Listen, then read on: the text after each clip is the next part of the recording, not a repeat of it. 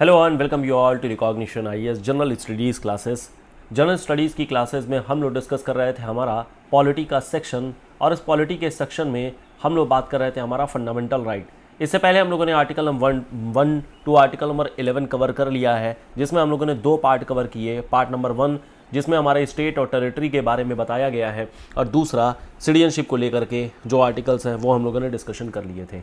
हम लोग fundamental right कर रहे हैं, तो इस फंडामेंटल राइट में हम लोगों ने आर्टिकल नंबर 14 से लेकर के आर्टिकल नंबर 18 के बारे में भी बात कर लिया है, और आर्टिकल नंबर 12 और आर्टिकल नंबर 13 भी डिस्कस कर लिया है। तो हम लोगों ने एक तरीके से देखा जाए तो हमारा जो है राइट टू इक्वलिटी वाला टॉपिक है ये हम लोगों ने कंप्लीट कर लिया है। अब हम लोग आगे बढ़ेंगे और नेक्स्ट टॉपिक देखेंगे, that is right to freedom. हम लोग राइट टू फ्रीडम के बारे में बात करेंगे, और ये अपने आप में काफ़ी इंपॉर्टेंट टॉपिक होने वाला है। ये topic understanding point of view से, मेंस पॉइंट ऑफ व्यू से और प्रीलिम्स पॉइंट ऑफ व्यू से, सारे ही पॉइंट ऑफ व्यू से ये इंपॉर्टेंट है। साथ ही साथ में आपको अगर एक व्यू डेवलप करना है, करंट अफेयर्स को देखना है, कंटेम्प्रेरी अफेयर की चीज़ों को देखना है, तो यहाँ पर भी जो राइट टू फ्रीडम आर्टिकल्स हैं इन पर हमें विशेष ध्यान देना होगा। अगर हम राइट टू फ्रीडम के बारे में बात करते हैं तो ये आर्टिकल नंबर 19 से लेकर के आर्टिकल नंबर 22 तक देखने को हमें मिलता है। अब चूंकि ये आर्टिकल अपने आप में काफ़ी वाइड एक्सप्लेनेशन को लेकर के रखा है, तो इस वजह से हमें 1 बाय 1 करके डिस्कस करना होगा। शुरू करते हैं हमारा डिस्कशन। फंडामेंटल राइट के बारे में तो हम लोगों ने देख रखा था कि ये एक बेसिक ह्यूमन राइट्स हैं जो कि कहीं ना कहीं सिटीजन को गारंटी किए जाते हैं, ताकि उनका जो डिग्निटी है, उनका फ्रीडम है और उनकी जो वेलबींग है वो इंश्योर की जा सके। ये पार्ट नंबर 3 में लिखे गए हैं, और आर्टिकल नंबर 12 से आर्टिकल नंबर 35 तक इसका वर्णन किया गया है, इसको एक्सप्लेन किया गया है, इसके प्रोविजंस को दिया गया है। फंडामेंटल राइट्स कॉन्स्टिट्यूशन में इंक्लूड किए गए थे क्योंकि कहीं ना कहीं ये हर एक इंडिविजुअल और हर एक ह्यूमन व्यक्ति, हर एक व्यक्ति के लिए, उसकी डिग्निटी के लिए, ये उसके पर्सनालिटी डेवलपमेंट के लिए काफ़ी इंपॉर्टेंट होते हैं। अगर हम लोग बात करते हैं आर्टिकल नंबर 19 से लेकर के आर्टिकल नंबर 22 की, इसे हम लोग राइट टू फ्रीडम के अंतर्गत रखते हैं। राइट टू फ्रीडम के अंतर्गत यहाँ पर रखा गया है। आर्टिकल 19 के प्रोविजंस को अगर देखा जाए तो यहाँ पर हमारे पास 6 सब सेक्शंस के फॉर्मेट में आ जाती है, जिसे नॉर्मली हम लोग सबसेट के फॉर्मेट में बोल देते हैं। सो 19 नॉर्मली जो हमारा कॉन्स्टिट्यूशन में लिखा हुआ है वो है protection of certain rights regarding freedom of speech etcetera. अब यहाँ पर जरा 2-3 चीज़ें हैं जो समझने की बात है। हम लोगों को फंडामेंटल राइट में जितने भी आर्टिकल्स अब देखने को मिलेंगे वहाँ पर हमेशा आपको एक फ्रीडम शब्द मिलेगा, फ्रीडम। और वही अगर प्रीएम्बल में बात करेंगे तो यहाँ पर शब्द मिलेगा आपको लिबर्टी। तो there is a difference in freedom and liberty. Freedom और लिबर्टी में एक डिफरेंस होता है। इसमें क्या डिफरेंस होता है इसको हम लोग डिटेल में एक दूसरे सेक्शन में, एक दूसरे वीडियो में हम लोग डिस्कस कर लेंगे कि क्या दोनों में बेसिक डिफरेंस है। बट आप फिलहाल ये समझिए कि लिबर्टी एक तरीके का हायर डिग्री ऑफ फ्रीडम है, highest degree of freedom liberty कहलाता है। पॉजिटिव लिबर्टी, निगेटिव लिबर्टी अलग अलग तरीके की होती है, जिसको हम लोग बाद में एक दूसरे सेशन में डिस्कस करेंगे। फिलहाल अगर यहाँ पर बात किया जाए तो यहाँ पर सिंपली बताया गया है कि कुछ राइट्स रहेंगे जो कि फ्रीडम ऑफ स्पीच को बचाते हुए, उसको प्रोटेक्ट करते हुए रहेंगे। इसमें सब क्लॉज 1 के बारे में अगर बात किया जाए तो यहाँ पर बोला गया है कि सारे सिटीजन, यहाँ पर देखिए सिटीजन वर्ड यूज किया गया है, पर्सन वर्ड या पीपल वर्ड यूज नहीं किया गया। इसका मतलब है कि यहाँ पर सिर्फ और सिर्फ सिटीजन ऑफ इंडिया को ही ये राइट दिया गया है, तो फॉरेनर को ये राइट नहीं दिए गए हैं। यहाँ पर बोला गया है कि सारे जितने भी हमारे सिटीजन हैं, जो भी भारतवासी हैं, जो भारत के नागरिक हैं, उनके पास में अधिकार है किस चीज़ का? Freedom of speech and expression. Speech का मतलब होता है बोलकर, और एक्सप्रेशन का मतलब होता है जाहिर कर।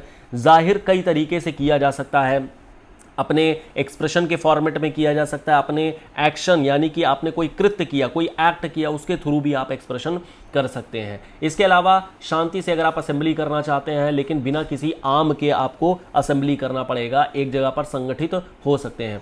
इसके अलावा अगर किसी तरीके का एसोसिएशन या किसी तरीके का यूनियन भी अगर आप बनाना चाहते हैं तो वो भी आप बना सकते हैं। टेरिटरी ऑफ इंडिया यानी भारत के टेरिटरी के अंदर में आप फ्रीली कहीं पर भी मूव कर सकते हैं, कहीं पर भी जा सकते हैं।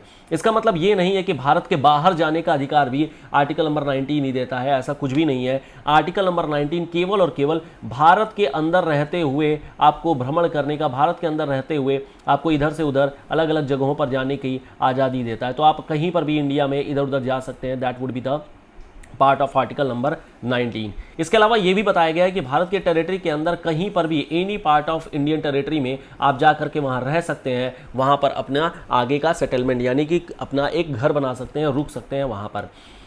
इसके अलावा ये भी कहा गया है कि आप किसी भी तरीके का प्रोफेशन कर सकते हैं और to carry out any occupation, trade या बिजनेस, किसी भी तरीके का आप बिजनेस कर सकते हैं, ट्रेड कर सकते हैं, व्यापार कर सकते हैं, एटसेट्रा एटसेट्रा। लेकिन ये जो आर्टिकल दिया गया है, ऐसा नहीं है कि अपने आप में ये एब्सोल्यूट आर्टिकल है, ऐसा नहीं है कि पूरी छूट आपको खुली छूट दे रहा है, क्योंकि एब्सोल्यूट अगर रहेगा तो यहाँ पर कहीं ना कहीं जो इंडिविजुअल हैं ये दोनों आपस में अपने अपने चॉइसेस को लेकर के मारपीट कर लेंगे। इनफैक्ट अगर आप फिलॉसफी में आएंगे तो यहाँ पर दो अलग अलग तरीके की हमें फिलॉसफी देखने को मिलती है। एक फिलॉसफी होती है जिसको बोलते हैं डियोंटोलॉजी, दिस इज डियोंटोलॉजी, इमैनुअल कांत के द्वारा दिया गया था। और दूसरा एक और होता है जिसे हम लोग बोलते हैं teleology, this is teleology. Teleology या फिर इसी को कुछ लोग कॉन्सिक्वेंशलिस्ट भी बोलते हैं, कॉन्सिक्वेंस बेस्ड भी बोलते हैं, जे.एस. मिल की ये थ्योरी है।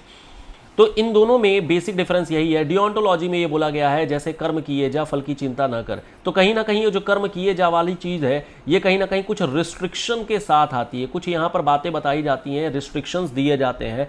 और वही अगर टेलियोलॉजी देखें तो यहाँ पर रिस्ट्रिक्शन की जगह पर फ्रीडम ऑफ विल होती है, फ्रीडम ऑफ विल या फ्रीडम ऑफ चॉइसेस होती हैं।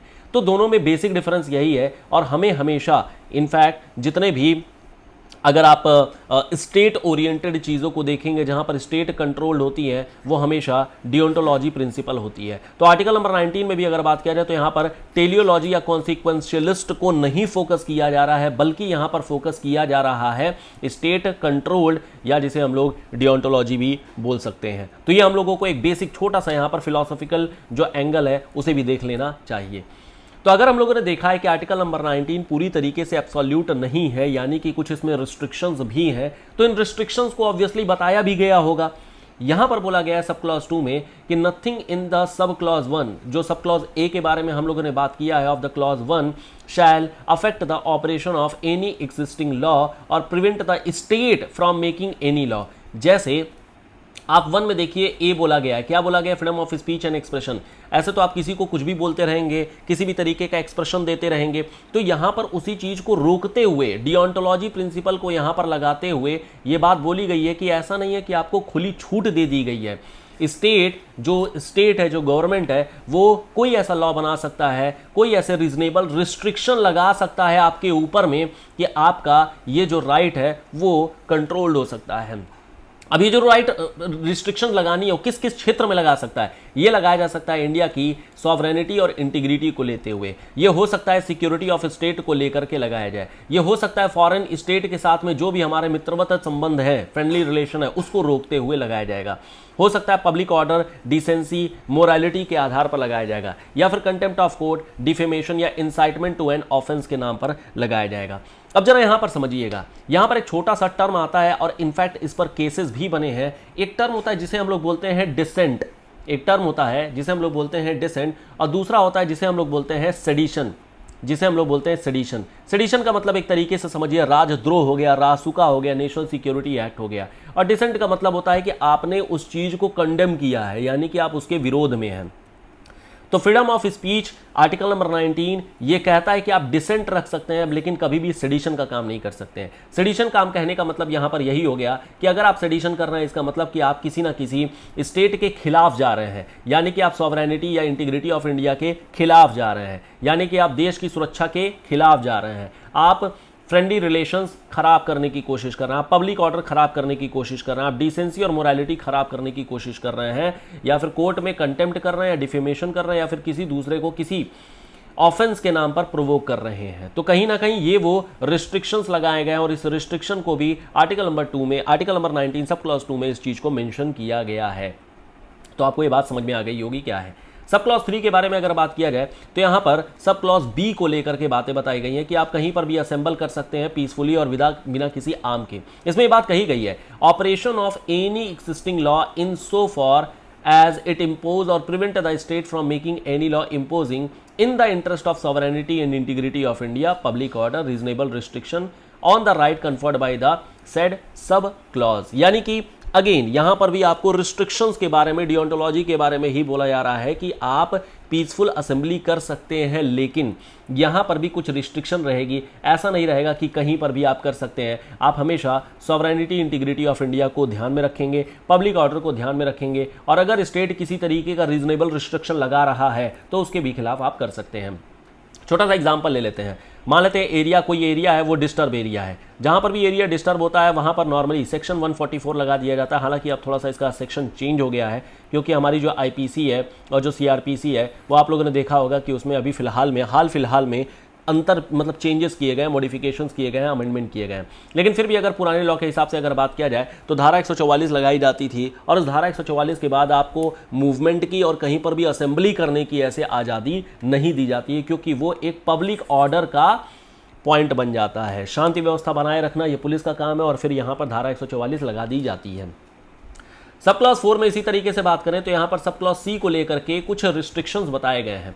सब क्लॉज सी में क्या बात बताई गई है? सब क्लॉज सी में यहाँ पर बात बताई गई है कि आप किसी भी तरीके का एसोसिएशन या किसी भी तरीके का आप यूनियन बना सकते हैं। तो एसोसिएशन और यूनियन बनाने के लिए फिर अल्टीमेटली यहाँ पर कुछ रिस्ट्रिक्शंस जो लगाई गई है वो सब क्लॉज 4 में बताई गई है। यहाँ पर बोला गया है कि operation of any existing law in so far as impose or prevent the state from making any law imposing in the interest of sovereignty, integrity of India, public order, morality, reasonable restriction on the exercise of right conferred by the said sub clause. तो वही चीज फिर से बोली गई है कि state अगर मान लेते हैं देश की सुरक्षा, sovereignty, integrity, public order, morality, इस पर अगर कोई रोक टोक, इस पर अगर कोई आंच आएगी तो फिर उस पर रोक टोक लगाई जाएगी, यानी कि आपको किसी भी तरीके का एसोसिएशन या यूनियन बनाने से भी रोका जा सकता है। सब क्लॉज 5 में अगर आते हैं तो यहां पर भी कुछ रिस्ट्रिक्शंस के बारे में बताया गया है सब क्लॉज डी और ई को लेकर के।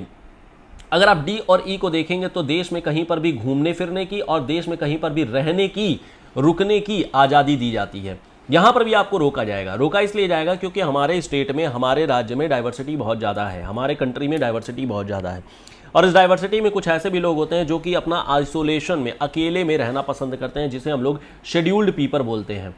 तो ये जो शेड्यूल्ड पीपल है, इन लोगों की प्रोटेक्शन करना भी इसी स्टेट की जिम्मेदारी है, और साथ ही साथ में आर्टिकल नंबर 19 को देना ये भी स्टेट की ही जिम्मेदारी है। और इसी चीज़ों को साथ में लेते हुए सब क्लॉज 5 में बोला गया है कि जो डी और ई है, यानी कहीं पर भी मूवमेंट की जो आपको आज़ादी दी गई है और कहीं पर भी आपको रिसाइड करने की या सेटल करने की जो आज़ादी दी गई है, उसमें भी कुछ यहाँ पर रिस्ट्रिक्शंस रहेंगे। जो रिस्ट्रिक्शन है उसमें यह कहा गया है कि स्टेट में make any law imposing reasonable restriction on the exercise of any of the right conferred by the said sub clause either in the interest of general public, या तो जनरल पब्लिक के लिए या फिर शेड्यूल्ड ट्राइब को बचाने के लिए काम किया जा सकता है, जैसे हम लोगों ने अभी बात कर लिया यहाँ पर। छोटा सा एग्जांपल एक और ले लेते हैं, जैसे कोविड हुआ था। कोविड के दौरान में ऐसा नहीं था कि आप कहीं पर भी मूव नहीं कर सकते थे, कर सकते थे, क्योंकि आर्टिकल नंबर 19 आपको आज़ादी भी देता है, कहीं पर भी जा सकते हैं, कहीं पर भी रुक सकते हैं, अपने मर्जी के हिसाब से काम कर सकते हैं। लेकिन दिक्कत क्या थी? क्योंकि यहाँ पर बाकी लोगों, बाकी जनरल पब्लिक के भी हेल्थ पर असर पड़ सकता है, इस वजह से स्टेट ने इस लॉ को रोक दिया था, प्रोवोक कर दिया था, इस पर रोक लगाई गई थी। सब क्लॉज 6 में अगर बात किया जाए तो यहाँ पर सब क्लॉज जी को लेकर के बातें बताई गई हैं। सब क्लॉज जी को अगर एक बार क्विकली देख लिया जाए कि आखिर में सब क्लॉज जी में क्या बोला गया है। यहाँ पर बोला गया है कि ये बेसिकली जी है, तो यहाँ पर ये बोला गया एफ को हटा दिया गया है, तो जी में ये बोला गया है कि किसी भी तरीके का प्रोफेशन आप कर सकते हैं, किसी भी तरीके का ट्रेड या ऑक्यूपेशन या व्यापार कुछ भी करना चाहे तो कर सकते हैं।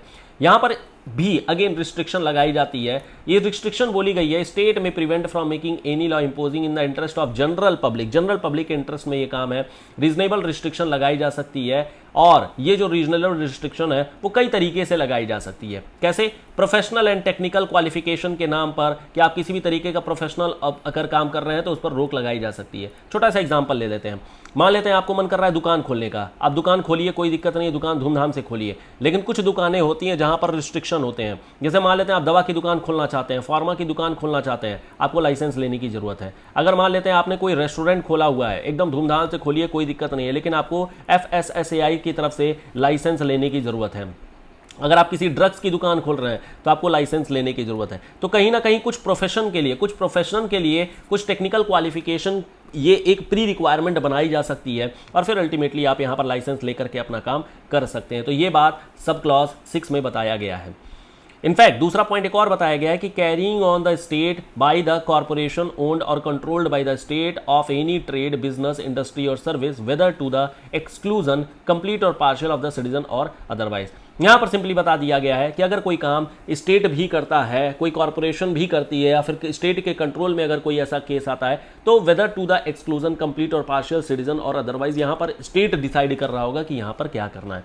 तो बेसिकली यहां पर ये जो हमें एक आइडिया दिया जा रहा है, उस आइडिया में ये चीज़ बताई गई है कि क्या क्या हम काम कर सकते हैं। एक बात ध्यान रखिएगा, article number 19 sub clause 1 sub clause F में भी एक पॉइंट था जहां पर प्रॉपर्टी को लेकर के अधिकार दिया गया था, लेकिन ये जो प्रॉपर्टी को लेकर के अधिकार दिया गया है कहीं ना कहीं उस चीज़ पर रिस्ट्रिक्शन 44th जो हमारा कॉन्स्टिट्यूशनल अमेंडमेंट एक्ट है उस 44वें संशोधन के बाद से इस चीज़ को हटा दिया गया था।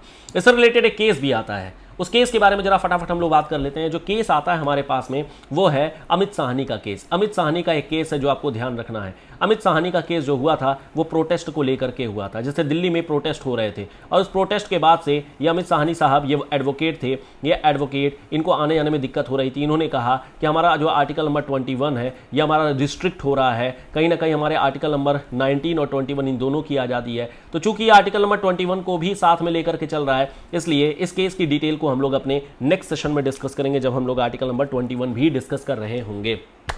तो ये थी हमारी आज की डिस्कशन जिसमें हम लोगों ने आर्टिकल नंबर 19 को डिटेल में डिस्कस किया हुआ है, इसके प्रोविजन को डिस्कस किया हुआ है। आई थिंक आपको चीज़ें समझ में आ गई होंगी। जहां डाउट रहेगा पूछ लीजिएगा, टेलीग्राम चैनल की लिंक डिस्क्रिप्शन बॉक्स में दी गई है, जो डाउट रहेगा पूछ लीजिएगा। बाकी हम लोग मिलेंगे अपने नेक्स्ट आर्टिकल के साथ में नेक्स्ट सेशन में और वहां पर डिटेल में डिस्कशन करेंगे। मिलेंगे नेक्स्ट वीडियो में। Till then goodbye, thank you so much, bye bye.